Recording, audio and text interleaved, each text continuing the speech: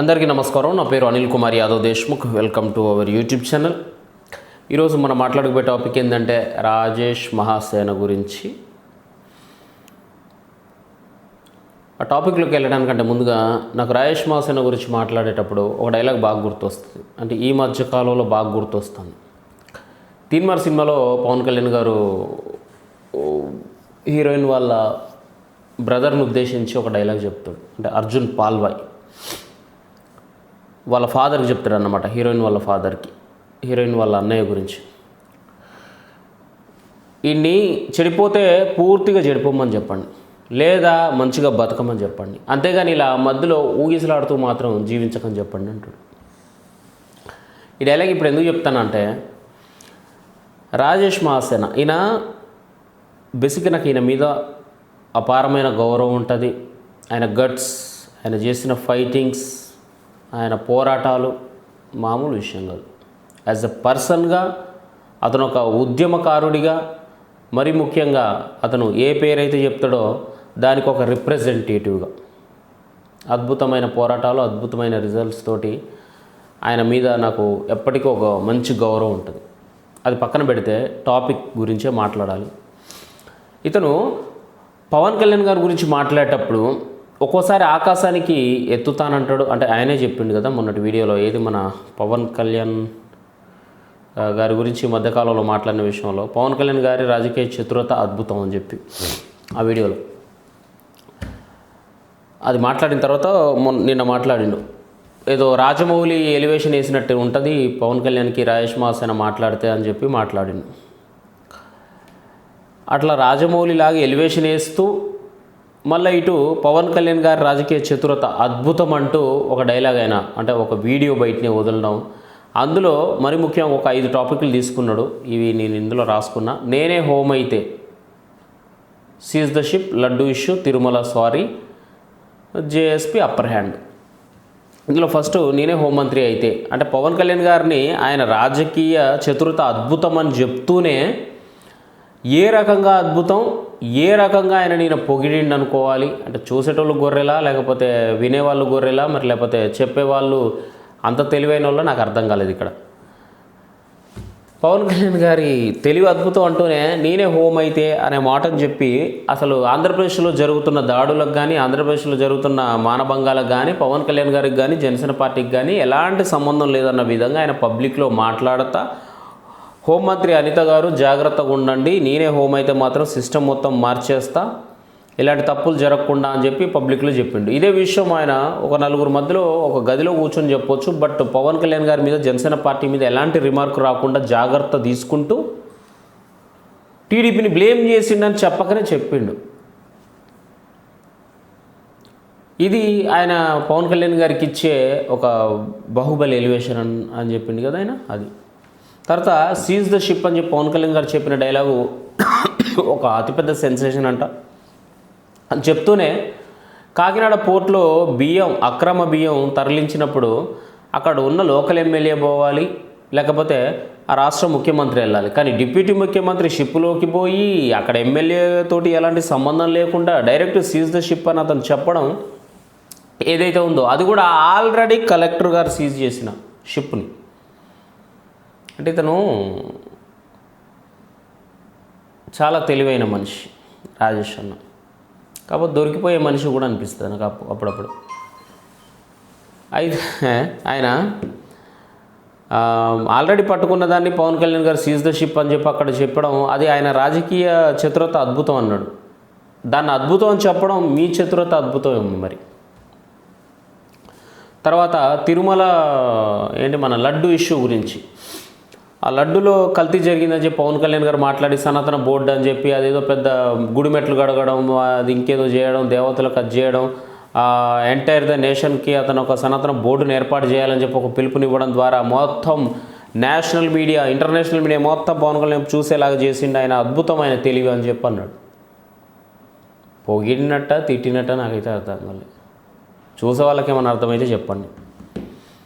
తర్వాత తిరుమలలో జరిగిన తొక్కిసలాట్లో 6 ప్రాణాలు పోయినాయి అని చెప్పి పవన్ కళ్యాణ్ గారు మీడియా ముఖంగా సారీ చెప్పడం, తర్వాత వాళ్ళ క్షతగాత్రుల దగ్గర వాళ్ళ కాళ్ళ దగ్గరికి వెళ్ళి కూర్చొని మోకాళ్ళ మీద కూర్చొని మరి అందరికీ క్షమించండి అమ్మా అని చెప్పి దండం పెట్టడం. దాని గురించి మనం అద్భుతమైన వీడియోలు చేసుకున్నారు. చాలామంది మీడియా ఛానల్స్ కూడా భయంకరంగా పబ్లిసిటీ అయింది.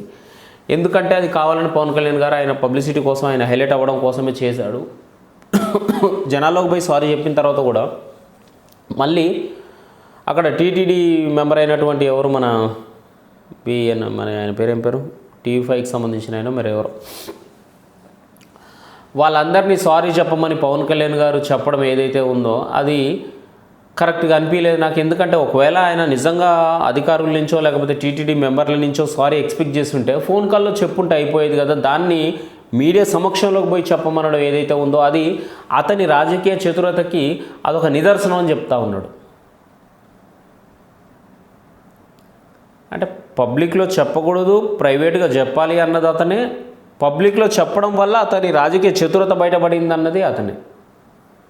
అంటే ఉంటే ఇటనే ఉండు, లేకపోతే ఇటన్నా ఉండు, అటు ఇటు కాకుండా మధ్యలో కొట్టుకలాడి సావద్దు ఎవరైనా, అది ఎవరైనా సరే. Next last and final, Janasena party ఎక్కడికి వెళ్ళినా కూడా గెలిచిన తర్వాత పవన్ కళ్యాణ్ గారు ఏ మీటింగ్ పెట్టినా కూడా జన సైనికుల ఆత్మాభిమానం, ఆత్మగౌరవం ఎక్కడ తగ్గకుండా మన వల్ల టీడీపీ అధికారంలోకి వచ్చిందన్న లెవెల్లో ఆయన ఎలివేషన్స్ ఇస్తూ ఉన్నాడంట తప్పితే ఎక్కడ కూడా చంద్రబాబు నాయుడు గారిని కానీ టీడీపీ తమ్ముళ్ళని కానీ మాకు 100% స్ట్రైక్ రేట్ రావడానికి టీడీపీ తమ్ముళ్ళు కూడా కారణమని ఆయన నోటి వెంట ఎప్పుడు రాలేదట, ఈయన వినలేదంట. కానీ చంద్రబాబు నాయుడు గారు మాత్రం బాలయ్య బాబు గారి దగ్గరకు ఒక షోకి వెళ్ళో లేకపోతే ఇంకో దగ్గరికి వెళ్ళో పవన్ కళ్యాణ్ గారు 1 man షో ఆయన చేయబట్టి ఇదంతా జరిగిందని చెప్పి పవన్ కళ్యాణ్ గారికి ఎలివేషన్ ఇచ్చిందంట. ఇక్కడ సింపుల్ థింగ్, ఇక్కడ రాజేష్ మహాసేన్ అనే వ్యక్తి ముందు నుంచి ఈ పొత్తుని తీసుకెళ్లాలని చెప్పి ఒక ప్రపోజల్ని పట్టుకొచ్చింది. అది ఎవరన్నా కాదన్నా నాకు తెలిసి ఎలక్షన్కి 2-3 సంవత్సరాల ముందు నుంచే మొత్తుకుంటా వస్తూ ఉన్నాడు ఆయన. దానికి అగ్రి. అప్పుడు చాలామంది యాక్సెప్ట్ చేయలేము మేము, ఇన్ఫ్యాక్ట్ నాకు కూడా నచ్చలేదు. ఆ టైంలో రాజేష్ మహాసేన్ ఒక లిస్ట్ వేసి చూపెట్టిండు, వీళ్ళిద్దరూ విడిగా చేయడం వల్ల ఇన్ని స్థానాలు పోతాయి అని చెప్పి ఆయన లిస్ట్ వేసిండు. నాకు తెలిసి ఆ లిస్టు నేను పూర్తిగా చూడలే, బట్ నాకు అంటే 2019 ఎలక్షన్ రిజల్ట్ చూసిన తర్వాత ఒక 30-35 సీట్లేమో జస్ట్ జనసేన ఓట్ల వల్ల టీడీపీ నుంచి మిస్ అయినాయి అన్నమాట. కొన్ని సీట్లలో జనసేన సెకండ్ ప్లేస్లో ఉన్నది, ఒక సీట్ ఏమో గెలిచినట్టున్నది. మిగతా అన్నీ చాలా క్లోజ్గా వచ్చి కూడా పవన్ కళ్యాణ్ గారు చేసిన అన్నీ క్లోజ్గా వచ్చిపోయినాయి కొన్ని.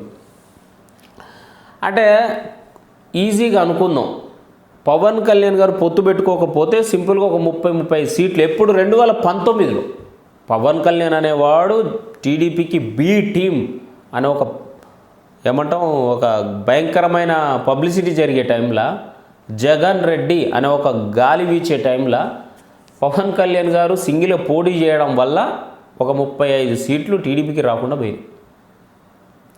అదే పవన్ కళ్యాణ్ గారు ఇన్ని పోరాటాలు చేసినాక సిబిఐని అరెస్ట్ అయిన తర్వాత, జగన్ రెడ్డి మీద వ్యతిరేకత వచ్చిన తర్వాత, టీడీపీ జైల్లో ఎవరు మన బాబుని జైల్లో పెట్టిన తర్వాత ఏ ఒక్కడు రోడ్డు మీదకి రాని టైంలో పవన్ కళ్యాణ్ సింగిల్గా వెళ్ళుంటే అసలు టీడీపీకి ఆ గతంలో వచ్చిన 20 సీట్లు వచ్చేటియా